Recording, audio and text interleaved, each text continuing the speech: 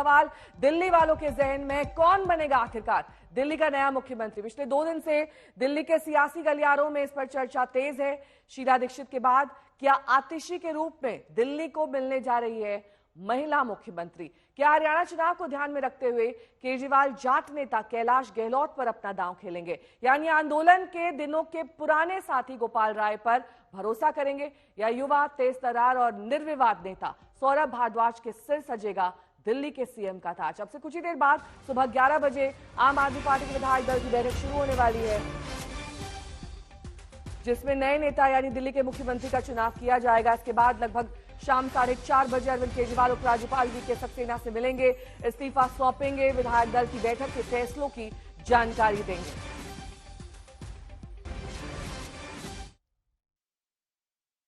आम आदमी पार्टी आज मैं आपकी अदालत में आया। आम आदमी पार्टी कौन होगा दिल्ली की कुर्सी पर केजरीवाल का उत्तराधिकारी? किस पर अरविंद केजरीवाल जताएंगे भरोसा? पिछले 2 दिनों से इन्हीं 4 नामों के इर्द गिर्द अटकलें गर्म हैं और उम्मीद की जा रही है कि अगले चंद घंटों में सस्पेंस खत्म हो जाएगा। विधायक दल की बैठक होगी तो विधायक दल कोई फैसला लेगी, लेकिन इम्पोर्टेंट ये नहीं है कि मुख्यमंत्री कौन बनेगा। इम्पोर्टेंट ये है कि आम आदमी पार्टी की सरकार जब तक रहेगी वो दिल्ली की जनता के लिए काम करती है। दावेदार आप या आतिशी? इसकी कोई वैल्यू नहीं है, मैं आपको बता रहा हूं, इसका कोई मकसद नहीं है। वो कुर्सी मुख्यमंत्री की है, उस पर वही बैठेंगे। दिल्ली के अगले मुख्यमंत्री पद पर कौन होगा, इस पर चर्चा करने के लिए कल शाम आम आदमी पार्टी की पॉलिटिकल अफेयर्स कमेटी की बैठक हुई। बैठक में अरविंद केजरीवाल और पीएसी के सदस्यों के अलावा दिल्ली सरकार के सभी मंत्री मौजूद रहे। पीएसी की बैठक में नए सीएम के लिए केजरीवाल ने सभी नेताओं से 1-to-1 चर्चा की और उनकी राय जानी। इसी बैठक में नए सीएम के नाम पर मुहर लगेगी और फिर शाम 4:30 बजे अरविंद केजरीवाल एलजी से मुलाकात करके अपना इस्तीफा सौंपेंगे और उसी समय विधायक दल के नेता का नाम और विधायकों का समर्थन पत्र भी एलजी को देंगे। मुख्यमंत्री अरविंद केजरीवाल जी ने, जो कि आम आदमी पार्टी के राष्ट्रीय अध्यक्ष भी हैं, उन्होंने पीएसी यानी कि पॉलिटिकल अफेयर्स कमेटी की मीटिंग बुलाई थी, जिसमें पार्टी के वरिष्ठ नेता और मौजूदा कैबिनेट के सभी मंत्रीगण मौजूद थे। मुख्यमंत्री अरविंद केजरीवाल जी ने सभी वहां पे मौजूद नेताओं और मंत्रियों से 1-to-1 नए मुख्यमंत्री के विषय में चर्चा की, उनसे फीडबैक लिया और कल विधायक दल की मीटिंग होगी और इस चर्चा को दूसरे चरण में कल विधायकों के साथ मुख्यमंत्री ले जाएंगे। क्योंकि 1-to-1 मीटिंग हुई है, इसलिए किसी को भी दूसरे के आकलन का कोई अंदाजा नहीं है। हर एक को सिर्फ अपना ही आकलन मालूम है, इसलिए नामों के ऊपर कोई भी बात जो है वो मात्र स्पेकुलेशन होगी। आम आदमी पार्टी की पीएसी की बैठक से पहले पार्टी के 2 सीनियर लीडर्स मनीष सिसोदिया और राघव चड्ढा ने सीएम आवास पर जाकर ताजा राजनीतिक घटनाक्रम पर चर्चा की। शराब घोटाले में जमानत मिलने के बाद केजरीवाल ने 15 सितंबर को ऐलान किया था कि वो 2 दिनों में इस्तीफा दे देंगे। लगभग 6 महीने के बाद दिल्ली विधानसभा का चुनाव होना है। ऐसी खबरें आ रही हैं कि अरविंद केजरीवाल इस्तीफा देने के 15 दिन बाद अपना सरकारी बंगला भी छोड़ देंगे। बंगला छोड़ने के बाद अरविंद केजरीवाल अगले 4 महीने तक डोर टू डोर कैंपेन शुरू करेंगे, ठीक वैसे ही जैसे मनीष सिसोदिया दिल्ली में पद यात्रा कर रहे हैं। यानी कि अगले 4 महीनों तक अरविंद केजरीवाल दिल्ली की सड़कों पर लोगों के बीच नजर आने वाले हैं। दिल्ली से कुमार कुणाल, आशुतोष मिश्रा और पंकज जैन के साथ आज तक ब्यूरो। तो 4 नाम हैं दिल्ली के सीएम की रेस में, जिसमें आतिशी का नाम सबसे आगे चल रहा है। कैलाश गहलोत जो कि मंत्री हैं काफी वक्त से, और इसके अलावा सौरभ भारद्वाज, गोपाल राय का भी नाम सीएम की रेस में आ गए। अब केजरीवाल के सबसे भरोसेमंद हैं आतिशी, जब वो जेल में थे पीछे से उन्होंने मोर्चा संभाला था। सबसे ज्यादा विभाग भी आतिशी के नाम ही है। पार्टी का सबसे बड़ा महिला चेहरा वो माना जा रही है, और केजरीवाल ने जब 15 अगस्त को झंडा फहराने के लिए वो मौजूद नहीं थे तो आतिशी को ही चुना था। अच्छी वक्ता है, संगठन और प्रशासन का उन्हें अनुभव भी है। उम्र लगभग 43 साल है। दिल्ली यूनिवर्सिटी से ग्रेजुएट है आतिशी और ऑक्सफोर्ड से पोस्ट ग्रेजुएट है।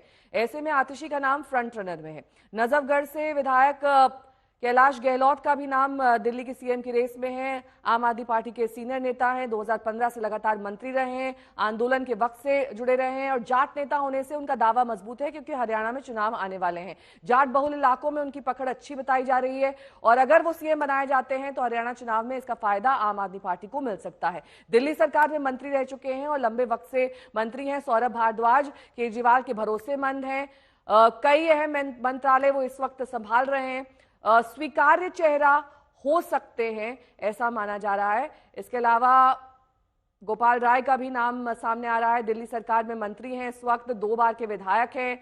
2015 से लगातार वो मंत्री रहे हैं, केजरीवाल के करीबियों में शामिल हैं और साथ ही आपके संस्थापक सदस्यों में से एक हैं। पूर्वांचली वोटरों पर उनकी अच्छी खासी पकड़ मानी जाती है और जातिगत समीकरण में भी वो फिट बैठते हैं। तो ऐसे में केजरीवाल आज इस्तीफा देने वाले हैं, लेकिन दिल्ली के बीजेपी अध्यक्ष वीरेंद्र सचदेवा को अभी भी शक है। वीरेंद्र सचदेवा का यह कहना है कि केजरीवाल यू टर्न में माहिर है। उधर शाजिया इल्मी का कहना है कि सीएम कोई भी बने वो सिर्फ मोहरा होगा। मुझे अभी उम्मीद नहीं लगती क्योंकि कल केजरीवाल कह रहे थे कि हम 2 दिन में मुख्यमंत्री देंगे। आज उनके मंत्री सौरभ भारद्वाज कह रहे कि हम 7 दिन में देंगे। तो केजरीवाल का मतलब यू टर्न या नौटंकी है। देखते हैं ये नौटंकी अभी कहां तक चलेगी। नाम किसी का भी आए लेकिन काम क्या रहा है इस पार्टी का सब जानते हैं। और जैसे हम सब जानते हैं सोनिया गांधी जी ने कैसे चलाई है सरकार। मनमोहन सिंह बेचारे मौन होकर सारे काम करते थे। तो उसी तरह से एक मोहरे की तरह, प्यादे की तरह और पपट की तरह जो भी सीएम होगा वो चलाएगा। कम से कम कोई जो फाइल है साइन करने वाला तो होगा, क्योंकि अब तक तो फाइल पर साइन करने और सीएम ऑफिस जाने के लिए इजाजत नहीं है केजरीवाल साहब को। कुमार कुणाल मेरे सहयोगी इस वक्त जुड़ गए हैं तमाम जानकारी के साथ। इसके साथ ही पंकज जैन सीएम आवास के बाहर से जुड़ गए हैं। सबसे पहले पंकज, आपका रुख करते हुए, क्यों बीजेपी को और उनके कुछ नेताओं जैसे वीरेंद्र सचदेवा को यह शक है कि केजरीवाल इस्तीफा नहीं देंगे, वो यू टर्न ले सकते हैं? क्या वजह है इसके पीछे?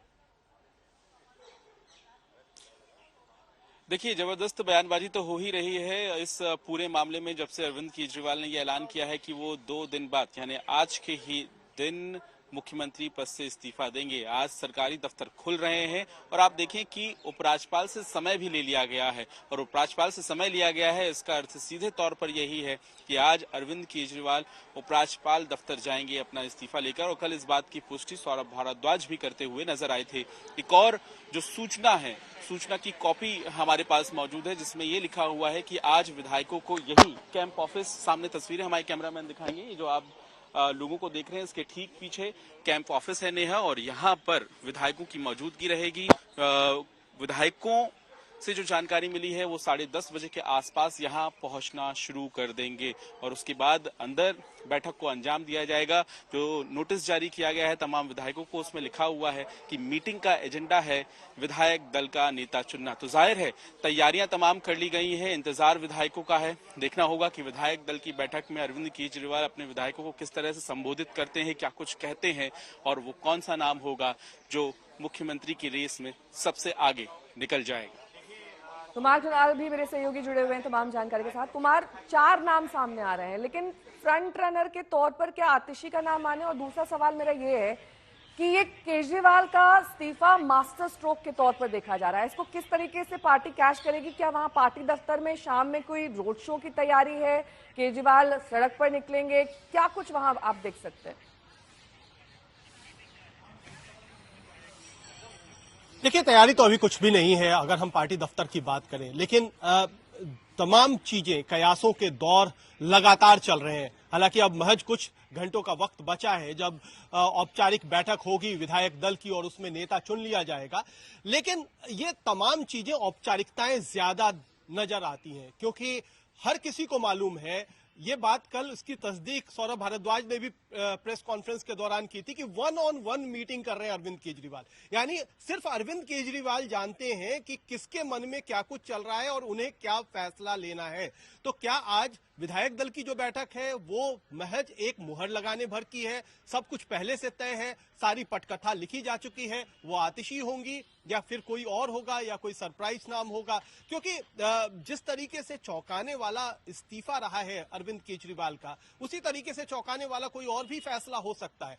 तभी वीरेंद्र सचदेवा का जो बयान आप देख रही थी, शायद बीजेपी भी चौंकी हुई है। उन्हें भी ये अनुमान नहीं था कि अरविंद केजरीवाल इस्तीफा दे देंगे और फिर वो दूसरा अपनी जगह पर नेता बैठा देंगे जेल से निकलने के बाद। तो ये तमाम चीजें अभी कयासों के दौर में है, लेकिन एक बात साफ है कि वो कुछ फायदा देख रहे हैं, खास तौर पर ऐसी परिस्थिति में जब अरविंद केजरीवाल को सुप्रीम कोर्ट ने ये राहत नहीं दी थी कि वो जाकर के दफ्तर जाएं, फिर फाइल साइन करें। ऐसे में उन्हें कोई न कोई ऐसा चाहिए था जो उनके जो एजेंडा है उसको आगे ले जा सके। 4 महीने चुनाव में है, वो चाहते हैं जल्दी भी चुनाव हो, तो बड़ी बड़ी घोषणाएं करनी है और उन घोषणाओं को अमली जामा भी पहनाना है। तो ऐसा कोई व्यक्ति चाहिए होगा जो उन एजेंडे को आगे ले जाए और जो अरविंद केजरीवाल चाहते हैं, जैसा चाहते हैं, जो भी कहते हैं, उसको लाइन दर लाइन उसको आगे बढ़ाए और उसका सहानुभूति का फायदा भी अरविंद केजरीवाल के इस्तीफे से और उनके जेल के बाहर से आने से जो मिला है उसको भी अगले चुनावों में और हरियाणा चुनावों में जो कि अब से 20 दिन के बाद है उसमें भी भुनाया जा सके। ठीक है, आप बने रहिए हमारे साथ। इस बीच बीजेपी के लिए दरअसल केजरीवाल का इस्तीफा एक सरप्राइज फैक्टर के तौर पर आया है। सौरभ भारद्वाज और मनोज तिवारी क्या कुछ कह रहे हैं, सुनिए। एक आदमी वहां पे बैठा था, वो बोला सर मुख्यमंत्री जी ने बहुत अच्छा किया कि जेल में रह के रिजाइन नहीं किया। अगर जेल में रह के रिजाइन करते तो भारतीय जनता पार्टी कहती कि हमारे दबाव में रिजाइन करना पड़ गया। मुख्यमंत्री जेल से बाहर आए और खुद अपनी मर्जी से रिजाइन किया। ये मुख्यमंत्री जी ने बहुत बड़ा काम किया।